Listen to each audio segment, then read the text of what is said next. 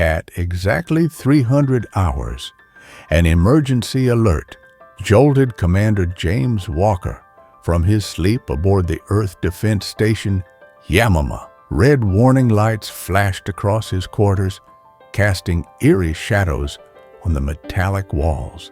Without hesitation, he grabbed his uniform and was fully dressed before the second alert could sound. "Report!" Walker barked as he entered the station's command center. The night crew stood silently around the main display screen, their faces illuminated by its cold blue glow. No one spoke. They simply pointed at the readings. Walker's eyes widened. The radar signature was impossible. A ship larger than anything humanity had ever constructed was stationed at the edge of their space. But what made his hand tremble wasn't its size. It was the identification beacon, broadcasting Earth military codes that didn't belong to any known vessel in the fleet. "How long has it been there?" Walker asked, his voice steady despite the tension building in his chest. "First appeared 30 minutes ago, sir," Lieutenant Rogers replied, his young face pale under the screen's glow. "No warp signature, no jump trace, it just blinked into existence." Walker studied the data scrolling across the screen. The ship was massive, over 3 kilometers long, dwarfing Earth's largest battleships. But the energy readings were what truly caught his attention. They were off the charts, showing power levels far beyond current human technology. "Have you tried hailing them?" Walker asked. "Yes, sir. Multiple frequencies, all standard protocols. We're getting nothing but static," Rogers answered. He tapped a few commands into his console, and a burst of white noise filled the command center. Beneath the static, Walker thought he heard something else, a pattern, almost like, "Play that again," Walker ordered. "Filter out the high frequencies." The static returned, clearer this time. There it was, a repeating sequence of beeps and tones that sent chills down Walker's spine. It was an old Earth distress signal, one that hadn't been used since before the war. But mixed in with it was something else, something incomprehensible. "Sir," Rogers said, his voice trembling slightly, "the date stamp in that signal, it's from 300 years in the future." Before Walker could respond, another alert blared through the command center. The mystery ship was moving, not toward them, thankfully, but shifting position with a grace that seemed impossible for something so large. As it moved, more of its hull came into view, revealing battle scars both fresh and ancient. What caught everyone's attention, though, were the markings, Earth Defense Force insignias, but subtly evolved. More advanced versions of what they use today. Prominently displayed on the bow was a name, EDF Phantom. "Sir," Rogers called out again, "we're picking up new energy readings. The ship's changing." Walker watched in amazement as sections of the hull appeared to repair themselves, armor plates shifting and reforming to cover damaged areas. It was like watching a living thing heal itself. "Get me Admiral Bennett," Walker ordered, "and contact Earth Defense Command. They need to see this." Within minutes, the command center's main screen split to show both Admiral Bennett's face and the Earth Defense Council chamber. Walker quickly briefed them on the situation, watching their expressions shift from skepticism to concern, and then outright fear. "A ship that size couldn't have been built in secret," Admiral Bennett muttered, his bushy eyebrows furrowed in thought. "Every shipyard in Earth space is monitored. The resources alone would be impossible to hide." Could it be alien technology? Something mimicking our signatures? One of the council members asked. "No," Walker replied firmly. "The technology is clearly human in origin, just far more advanced." As if to emphasize the point, new sensor data began streaming in. The ship's hull was made of materials that shouldn't exist, alloys combining organic and metallic properties in ways that defied current metallurgical science. Its drive signature suggested propulsion systems operating on principles their best physicists had only theorized about. "Commander Walker," Admiral Bennett said gravely, "I'm giving you direct authority over this situation. Assemble a team. That ship needs to be boarded and investigated before the Galactic Council gets wind of this. If they think we've been developing technology this advanced in secret..." He didn't need to finish the thought. The Galactic Council's restrictions on technological development were strict, especially for newer member species like humans. If they believed Earth was violating those restrictions, the consequences would be severe. Walker was already making mental notes of who he needed. "I want Chief Engineer Marie Thompson," he said. "She's the best we have at analyzing unknown tech, and a small security team. We don't want to appear threatening." The council members exchanged glances before nodding in agreement. "Granted," the head counselor said. "But Commander, be careful. Something about this situation feels wrong. That ship, it shouldn't exist." 4 hours later, Walker stood in the station's hangar bay, watching his team prep their shuttle. Marie Thompson was running final checks on their scanning equipment. Her dark hair pulled back in a tight bun, her movements quick and precise. The security team, 3 experienced officers, checked their weapons while trying not to look nervous. "All systems ready, Commander," Thompson reported, closing the last equipment case. "Though I'm not sure our scanners will be much use. The preliminary readings from that ship, they don't make sense. It's like looking at technology from another universe or another time." Walker murmured, thinking about that strange distress signal. He shook the thought away and focused on the mission. "Everyone aboard, let's go meet our mystery ship." As their shuttle launched from the station, Walker watched the massive form of the Phantom grow larger in their viewport.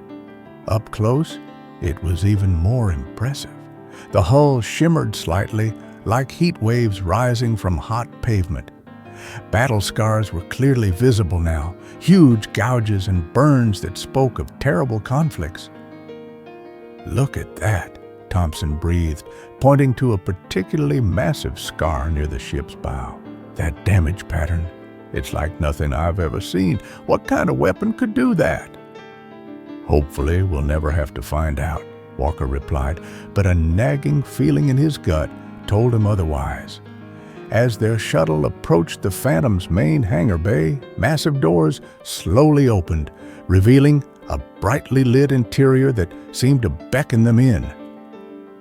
"Sir," the shuttle pilot called out, "we're receiving automated docking instructions. They're in Earth standard format, but there's something odd about the code. It's incredibly complex." "Follow it," Walker ordered. "Take us in slow." As the shuttle glided into the Phantom's hangar bay, Walker couldn't shake the feeling that they were being watched. The bay was immaculate, unlike the scarred exterior, with rows of unfamiliar aircraft and equipment that made Thompson's eyes widen with excitement. "This is impossible," she whispered, her scanner beeping frantically. "These energy readings, this level of technology, we're centuries away from this." The shuttle touched down gently, and Walker took a deep breath. "Stay alert," he ordered his team. "We don't know what we're walking into." As the shuttle's hatch opened with a soft hiss, Walker stepped out onto the deck of a ship that shouldn't exist, carrying questions whose answers he wasn't sure he wanted to know. The air smelled clean and slightly metallic, and the deck thrummed with power beneath his boots. Their footsteps echoed in the vast space as they moved toward the inner doors. Just before they reached them, the static that had been their only communication with the ship suddenly cleared on their comms, replaced by a voice that sounded human, but somehow wasn't quite right. "Welcome aboard, Commander Walker," the voice said. "We've been waiting a very long time for you." As the swarm bore down on Earth, its arrival marked the beginning of humanity's greatest trial. Walker stood at the helm of the Phantom, his eyes fixed on the tactical display showing the approaching wave of destruction. The swarm stretched across light years, consuming everything in its path. Entire star systems reduced to raw material for their endless expansion. "All ships, battle positions," Walker commanded over the comms. His voice was calm, but carried the weight of what they were about to face. "Remember your training. Don't stick to any one attack pattern for too long. Keep moving. Keep adapting. We are not dying today." The defending fleet consisted of 500 ships, each equipped with varying levels of adaptive technology inspired by the Phantom. They formed a protective sphere around Earth, ready to defend humanity's homeworld at all costs. At the center of this formation, the Phantom pulsed with energy, its living hull shimmering as if alive. When the swarm arrived, it came like a storm, an unrelenting tide of metallic insects blotting out the stars themselves. Sensors screamed warnings as millions, then billions of hostile contacts appeared. The battle began with a roar of weapons fire that lit up space like a new sun. Adaptive shields flickered and shifted, absorbing attacks that would have vaporized conventional vessels. Living metal hulls flowed and changed, presenting different targets every second. But even with these advancements, the defenders were outnumbered and outmatched. "They're trying to break through Sector 7, Thompson reported from her station, her fingers flying across the controls. "Council ships they are holding, but their adaptive systems are still basic." "Phantom Actual to Sector 7, Walker ordered. "Fall back to secondary positions. Let them think they've found a weak spot." It was a strategy they had developed during previous skirmishes. Deliberate weak points designed to draw the swarm into traps. As thousands of living machines poured through the gap, the trap was sprung. The Phantom and its sister ships unleashed their full power. Space itself seemed to twist and burn as weapons beyond current science tore into the swarm. Quantum displacement beams erased entire squadrons from existence. Temporal disruption fields trapped others in endless loops of causality. Gravity lances pulled apart larger units at the atomic level. Yet, for every 1,000 units destroyed, 10,000 more took their place. The defending ships were taking damage now, their adaptive systems struggling to keep up with the endless variations of attack. Power reserves dropped dangerously low. "We can't maintain this level of defense forever," Thompson shouted, her voice tense. Walker watched grimly as 2 of their ships vanished in bright flashes of light, consumed by the swarm. The enemy was learning faster than before, finding ways through their defenses. If they couldn't find a way to end this soon, all would be lost. Then Reed's hologram snapped upright, his digital form flickering slightly. "The pattern! Pooh!" he said suddenly. "Look at the pattern!" Walker saw it too. The swarm wasn't just attacking randomly. They were moving in a complex but recognizable sequence, like a dance or a piece of music. "It's a language," Thompson breathed, her fingers flying over her console. "The way they move, the attacks, it's all part of a larger pattern. They're not just fighting us, they're trying to communicate." "Can we respond?" Walker asked. Better, Reed replied.